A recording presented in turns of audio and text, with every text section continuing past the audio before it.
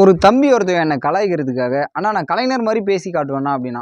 "தம்பி வாடா வந்து பேசுடா" அப்படின்னேன். "தமிழர்களே தமிழர்களே, நீங்கள் என்னை கடலில் தூக்கி போட்டாலும் கட்டுமரமாகத்தான் மிதப்பேன், கவிழ்ந்து விடமாட்டேன்."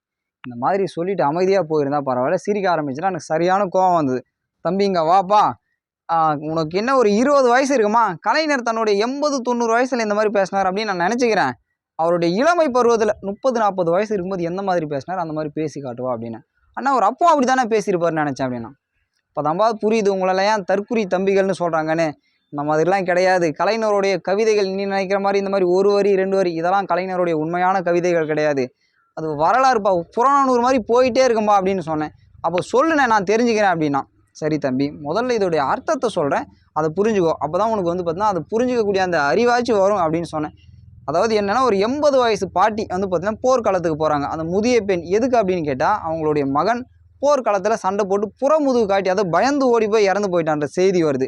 அந்த செய்தி உண்மையாக இருந்தால், தனக்கு பிறந்தவன் வீரனே இல்லை அப்படின்னா, அவனுக்கு பால் கொடுத்த இந்த மார்பகத்தை அந்த போர்க்களத்தில் தெரிஞ்சுட்டு வரேன் அப்படின்னு போர்க்களம் போகிறான். இதான்ப்பா கதை. இப்போ நான் சொல்லணுமாப்பா அப்படின்னு. சரி நான் சொல்லுண்ணே அப்படின்னா. "குடிசைதான் ஒரு பக்கம் கூறிய வேல்வாள் வரிசையாய் அமைந்திருக்கும். வையத்தை பிடிப்பதற்கும் வெம்பகை முடிப்பதற்கும் வடித்து வைத்த படைக்கலன் போல் மின்னும் மிளிரும். புலியின் குகையினிலே அழகில்லை புதுமையல்ல. கிளியும் மெய்சிலிருப்பும் கீழிறங்கும் தன்மையும் தலைகாட்டா மானத்தின் முறைவிடம்.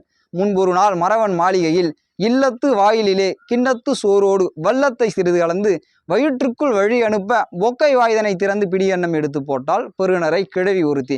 இல்லத்து வாயிலிலே கிண்ணத்து சோரோடு வல்லத்தை சிறிது கலந்து வயிற்றுக்குள் வழி அனுப்ப பொக்கை வாய்தனை திறந்து பிடியன்னம் எடுத்து போட்டால் பெருநரை கிழவி ஒருத்தி. ஓடி வந்தான் ஒரு வீரன், ஒரு செய்தி பாட்டி என்றான். ஆடி வந்த சிறுமி போல் பெருமூச்சு வாங்குகின்றாய், ஆண்மகனா நீ தம்பி? மூச்சுக்கு மூச்சு இடைவேளை ஏற்படட்டும், பின் உன் பேச்சுக்கு துவக்கம் செய்" என்றால் அந்த கிண்டலுக்கு பெயர் போன கிழட்டு தமிழச்சி. "வேடிக்கை நேரம் இதுவல்ல பாட்டி, உன் வாடிக்கை எலியை விட்டுவிடு, மடிந்தான் உன் மகன் களத்தில்" என்றான். மனம் ஒடிந்து நிமிர்ந்தால் தாய் கிழவி ஒருமுறை.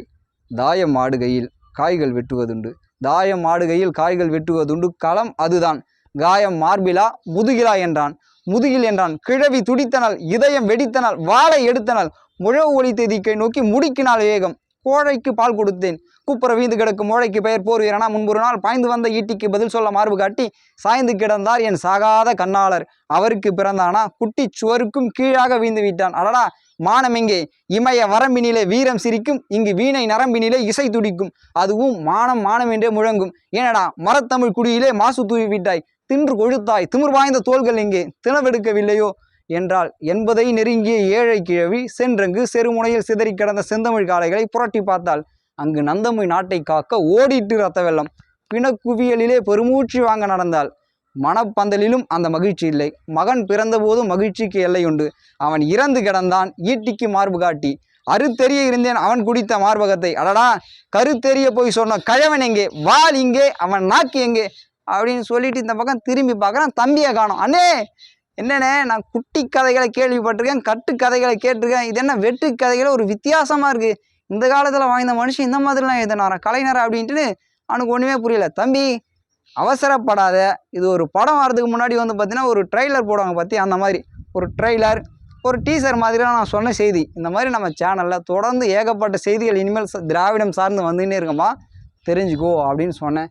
"அண்ணே சரிண்ணே, தெரியாதனமா அந்த மாதிரி பேசிட்டேன்னா என்னை மன்னிச்சிட்டேனே, கலைஞரை பற்றி முழுசாக தெரியாத பேசிட்டேன்" அப்படின்னா. "சரிப்பா தம்பி, படிங்க, நிறைய விஷயத்தில் தெரிஞ்சுங்க. நிறைய விஷயத்த படித்தா தான் முதல்ல உனக்கு ஏதாவது ஒரு சிந்தனை தெளிவே வரும். அது எதுவுமே இல்லாத சம்மந்தமே இல்லாத ஓடி போய் கத்திட்டு இருந்தா, கூக்குரல் கொடுத்துட்டு இருந்தால் ஒன்றுமே பிரயோஜனம் இல்லை. படித்து தெரிஞ்சுக்கப்போ, அடுத்தவங்க சொன்னாங்க இடத்தெல்லாம் காதில் கேட்காத" அப்படின்னு சொல்லி அவனுக்கு அனுப்பி வச்சேன். தமிழறிஞர் கலைஞர் அவர் இவ்வளோ பெரிய சிந்தனையாளர், அறிவாளியாக இருக்கிறதுக்கு ஒரு முக்கியமான காரணம், பகுத்தறிவு பகலவன் தந்தை பெரியாருடைய பேச்சை கேட்டு அறிஞர் அண்ணா இவங்களுடைய வழியில் நடந்து வந்ததுனால தான் நீங்கள் இவ்வளோ பெரிய ஆளாக இருந்துக்க முடிஞ்சது. இந்த கட்சி இத்தனை வருஷமாக கட்டு காப்பாற்ற முடிஞ்சது. தொடர்ந்து தமிழ் படித்ததுனால தான் தமிழ் மக்களை, தமிழர்களை புரிஞ்சிக்க முடிஞ்சது. அந்த ஞானம், அந்த அறிவு வந்ததுன்னு சொல்லலாம். இதெல்லாம் முதல்ல தெரிஞ்சுங்க. ஒரு அரசியல் தெளிவோட அரசியல் பக்கம் நகருங்க. இதுதான் உங்களுக்கு சொல்லக்கூடிய செய்தி. இதையும் தாண்டி இன்னொரு செய்திகள் சொல்ல வேண்டிய இருக்குது. அது என்னன்னா, சிலதுக்கு அழிவே கிடையாது. அது எதுன்னு எந்த மாதிரி இருக்குன்னு கேட்டிங்கன்னா, தமிழ் மாதிரி, திராவிடம் மாதிரி, திராவிட தமிழர்கள் மாதிரி இதுக்கெல்லாம் அழிவே கிடையாது. இந்த வழியில் வந்த பகுத்தறிவு பகலவன் தந்தை பெரியார், அறிஞர் அண்ணா, கலைஞர், இன்னும் பல தலைவர்கள் இருக்காங்க. இவங்களெல்லாம் அழிச்சிடுவேன், சரிச்சிடுவேன் அப்படின்னு நிறைய பேர் சொல்கிறாங்க. இதுவும் குட்டி கதைகள், இதுவும் கட்டுக்கதைகள். ஏன் அப்படின்னா, இதெல்லாம் அழிக்க முடியாது. இதெல்லாம் கற்பனையால் உருவானது கிடையாது. அறிவால் படித்து மக்களுக்காக மக்களுடைய சிந்தனை மக்களுக்கு எது தேவைன்னு ஒவ்வொரு நாளும் சிந்தித்து அது வழியில் போராடி உருவானது தான் நம்மளுடைய தமிழ்நாடு. இதெல்லாம் தெரியாமல் பல பேர் கத்திட்டு இருக்காங்க. தெரிஞ்சுக்க முடியலன்னா நமக்கு என்ன வேலை, தமிழை மக்கள்கிட்ட கொண்டு போய் சேர்க்க வேண்டியதான். இதே மாதிரி நம்ம அடுத்த வீடியோவில் சந்திப்போம். நான் உங்களின் பகலவன் தமிழ்.